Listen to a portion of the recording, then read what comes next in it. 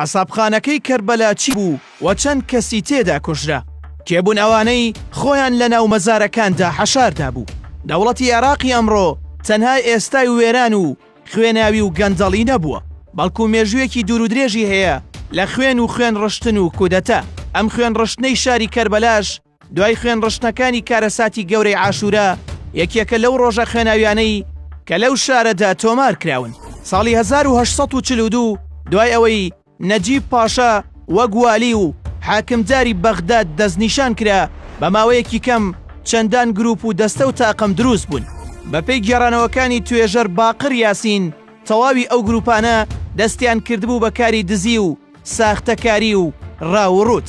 هێزەکانی نەجیب پاشا بە فەرمانێکی خێرا داوایان کرد هێزی گروپەکان خۆیان بدەن بەدەستەوە، بەڵام ئەو هێزانە نەگەر خۆیان نەدا بەدەستەوە بەڵکو چوونە ناو مەزاری ئیمامەکانی شیعە لە کەربەلا.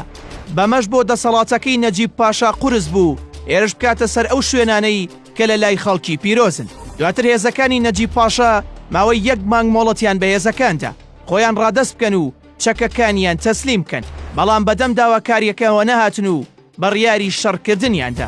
31 کانونی یەکەمی ساڵی 1842 هێزەکانی نەجیب پاشا گەمارۆی شاری کەربەلایاندا. گەمارۆکە بۆ ماوەی 23 ڕۆژی تەواو بەردەوام بوو، بەڵام هێشتا ئەو هێزانە خۆیان نەدا بەدەستەوە و بەردەوام بوون لە شەڕ.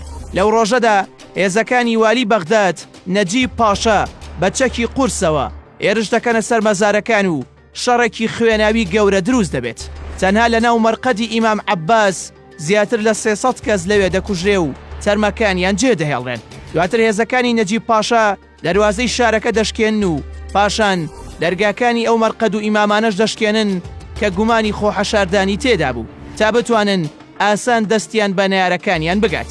دوای کرانەوەی دەروازەکە هێزێکی گەورە لە تورکەکان پەلاماری شوێنەکانیاندا و کەربەلایان خەڵتانی خوێن کرد.